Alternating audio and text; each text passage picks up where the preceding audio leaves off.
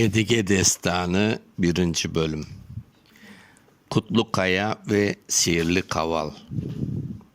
Bir vakitlerde uzaklarda yüksek kaya taşlar ile çevrilgen güzel bir yerde bir genç kız yaşayken bir gün kız babasının üyünde gizli bir şey görüp onu merak etti. Babası her cuma üyde çıkkanda katında küçücük bir şey taşıyken o şeyini bir bezge sarıp şaşak arasında gizliyken kızının merakı artkan bir cuma günü babası üyden çıkkan son kız dayanamay şaşak arasında gizlenen tüymeli cavlukunu tapıp onu karap baka. İçinde ap-ak bir toz var eken kız onu koklay lakin hiçbir kokusunu duyamay. Dilenen geçirip baka onun da hiçbir tadı yok eken kız ne bolganını anlamay. Cavlukunu kaytadan tüyer ve eski yerine koyar.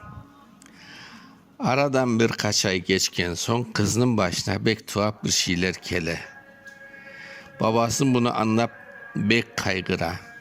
O kızın başına ne geldiğini bilmek için kartlarga barıp keneş sora. Kartların bazıları acelemen karar vermek istiyor. Lakin aralarında bir akıllı cigit başta kızının özünden sorayıp ne bolganını özü anlatsın. Bir insan hakkında onu dinlemeden karar vermek doğru tuğul de baytam. Bunun üzerine kızının özünden soraylar, kız başından geçkenlerini bir bir anlata. Kimseyle görüşmegenini, kimseye söylemegenini, yalnız babasının şaşak arasında kızlanan şeyin merak edip onu açkanını ayta. Onu bilgen son kızının suçsuz bolganını anlaylar. Lakin bu olay sebebinden kız babası genç cigit o yerden ketmekte mecbur kalalar.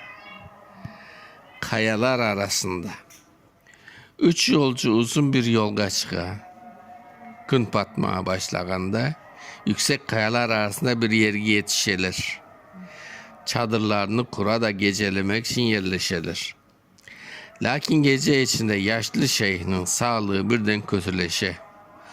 O cigit'nin katına çağırıp balam senin bek insanperver ve cürekli bir cigit olganını anladım.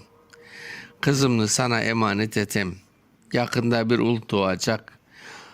Onu da anamı da korşala dep ayta. Sonra koynundan bir kaval çıkara. Kavalını genç cigitke uzata. Mına bu kavalını sana emanet etem. Canın tarsıganda ondan çal. Onun sesi senin gönlünü açar.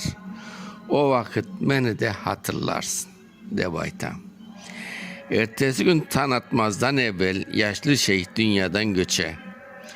Cigitle kız onu kayalar arasında bir köşeye koyup şadırlarına kaytalar. Tam bu vakitte bek tuhaf bir şey bola. Kayalar birden aydınlanıp gete. Gökte uzun kuyruklu bir yıldız peyda olup yavaş yavaş kökke köterile. Yıldız Kabe yoluna yani Saman yoluna doğru uça. Cigit kökke karap benim babam evliya iken onun canı bir yıldız gibi kökke köterilip Kabe yoluna gitti de bayta. Kayada tuğgan bala. Bunu eşitken kız bek heyecanlana. Tam vakitte bir ul bala dünyaya gele.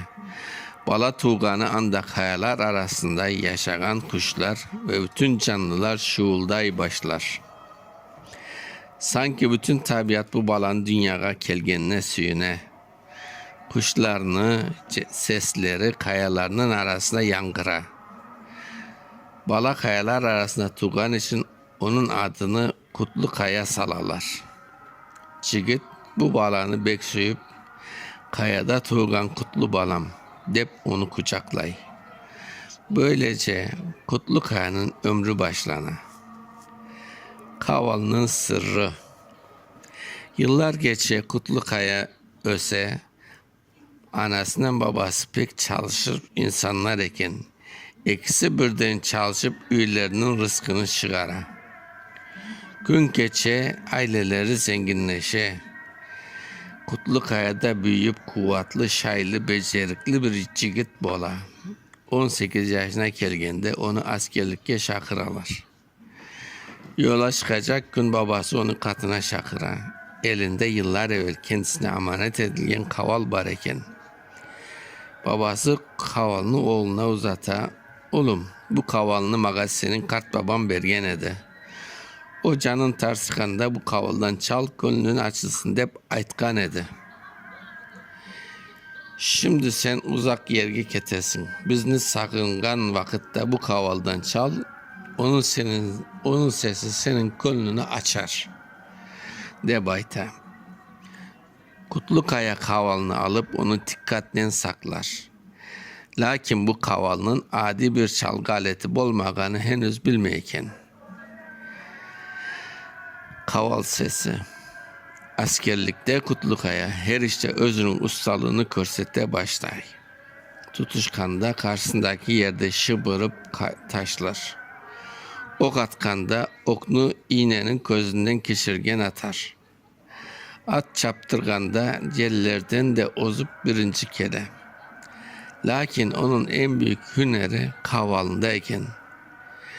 Kutlukaya kavalını çalmaya başladığında etrafında yerler tınar, gökte uçtan kuşlar kanatlarını yavaşlatır, bazıları havada toktap kavalın sesini tınlar.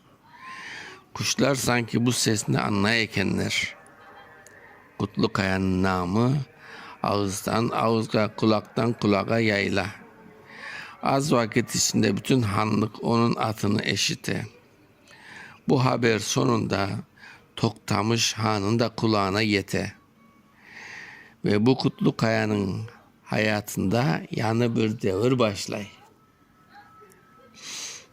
Masaldan bizge Kutlukaya'nın gücü yalnız onun kuvvetinde tuğul edi. Onun aklı, becerikli, yüreği ve sanatı da onu başkalardan ayıra edi. Bazen kişkene bir kaval bile insan ömründe balaban bir yolunu aşabilir. Kutlukaya kavalının ise daha pek çok sırrını içinde saklaydı. Masalımız daha yeni başladı. Söz sandığı, kaval, üfleyip çalıngan eski bir saz aleti. Kaya, büyük taş, sert ve yüksek taşlık yer. Hanlık, han etrafında idare edilgen ülke. Kabe yolu, kaynak metinde saman yolu deyip açıklanan gökteki saman yoludur. Biz düşüneyik, Kutlukaya niçin Kutlukaya adı verildi? Kaval Kutlukaya için ne sebeple önemliydi? Senin fikrince insanın en balaban gücü nedir? Sen Kutlukaya'nın yerinde olsan kavalını kayda çalardın.